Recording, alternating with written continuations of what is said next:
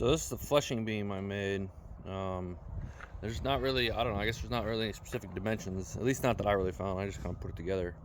And really it's just, it comes into like,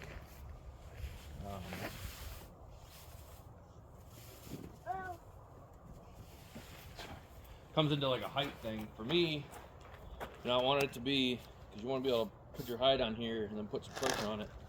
So it sits right here, kind of right where my sternum is, so I can lean into it, put pressure on it when I'm working it. And it's not so low that I'm bent over and your back hurts, but it's not so high that you're trying to work it this way. So for me, that's about right. Put a little bit of extension on it. I want it to be a little bit portable, so I didn't want to move around, so I didn't make a real big base. But because I ran the board out low, it sticks out, I can just put my foot on it and hold it while I put tension on it and scrape the hides.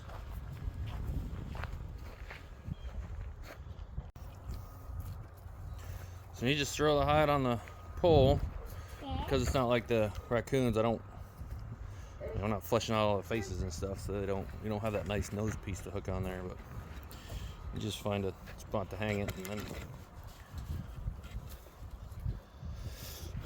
push on it, line it up. So you lean into it so it doesn't slide.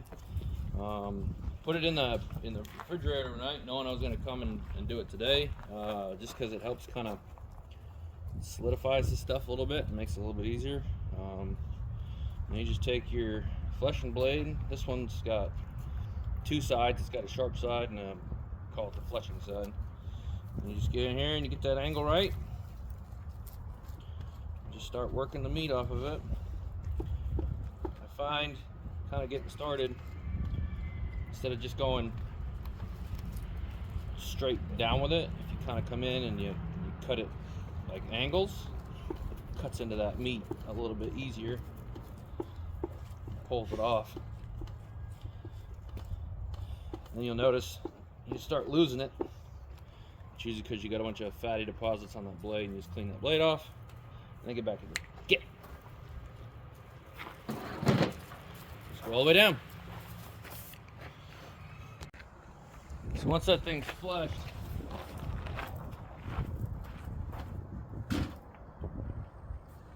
we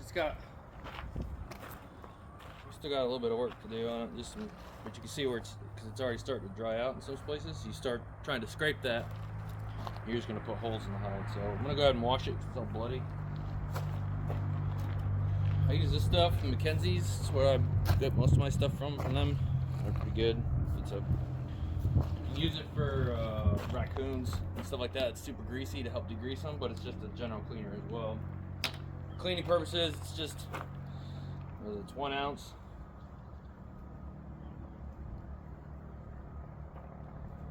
In 5 gallons of water. Dump it in there.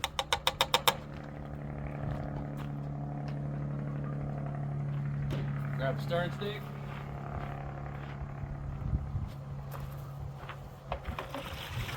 Mix it up. Just gonna throw the hide in there.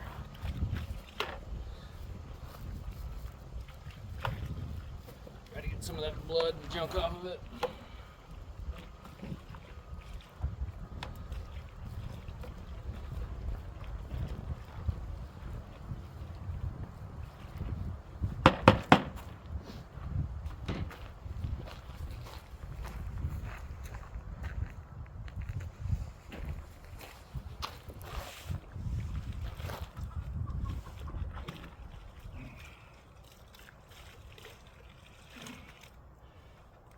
Pretty gross.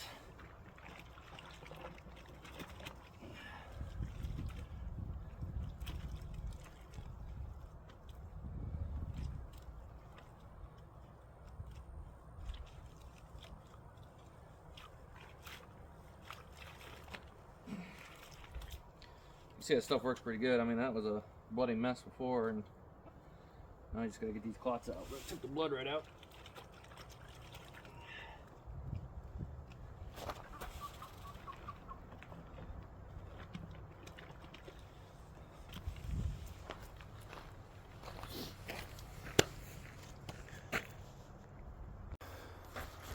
So I washed it. Fix this thing.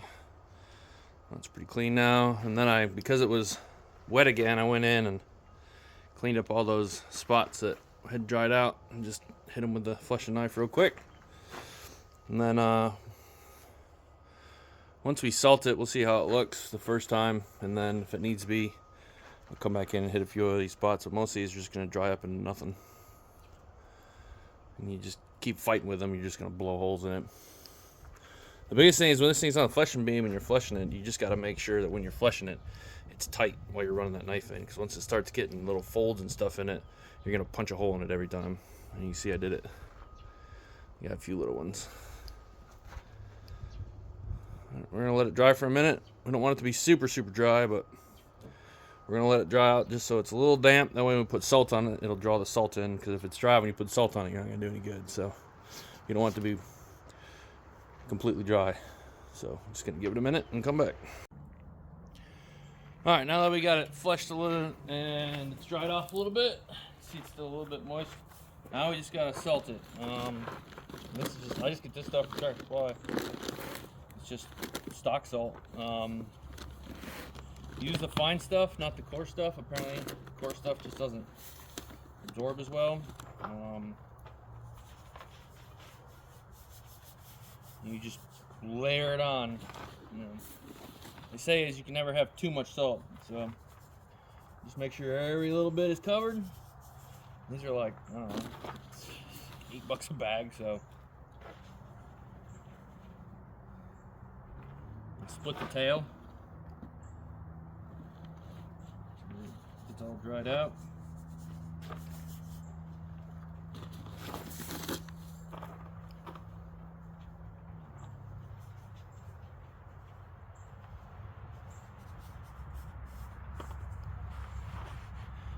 Just gonna spread it all out. Make sure you get into all the nooks and crannies that hide wants to roll. You get underneath the rolls just to make sure every square inch is covered.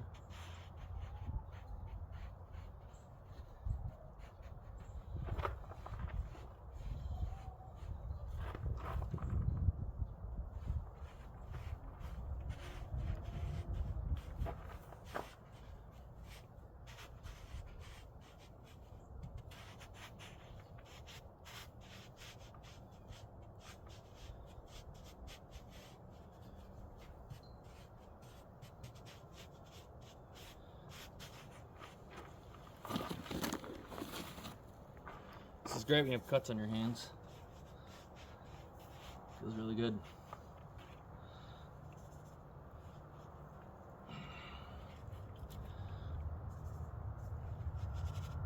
This is gonna be a lot more difficult with a big deer. Probably do it on the floor.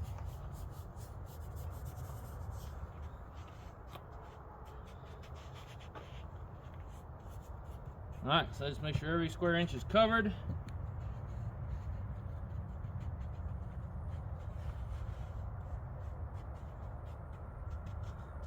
And then I like to just let it sit for, not very long, just a few minutes. Just kind of look at it. You see where there's spots that are getting real dark where it was, for whatever reason, there's more moisture there. Just hit them a little bit more.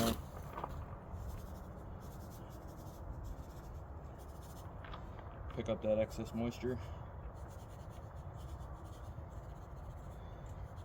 Usually like front shoulders and back hindquarters. A lot of times will hold more moisture.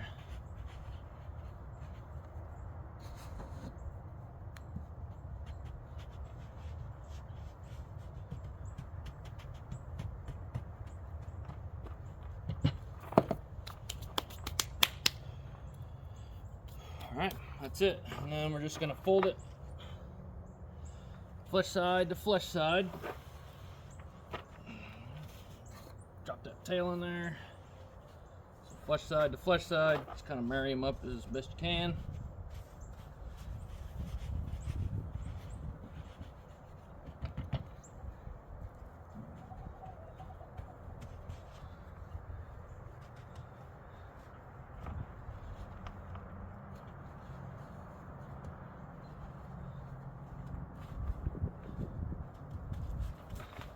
Alright, we're going to roll it up.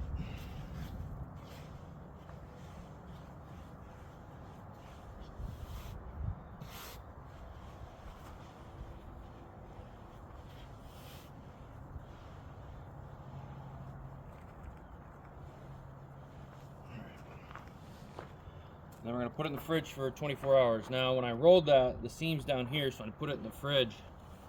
I'm gonna set it up like this, so any liquid or anything like that can drain out into the bottom of the bin I got it in, instead of being stuck inside that hide. So we'll put it in the fridge and wait 24 hours and come back.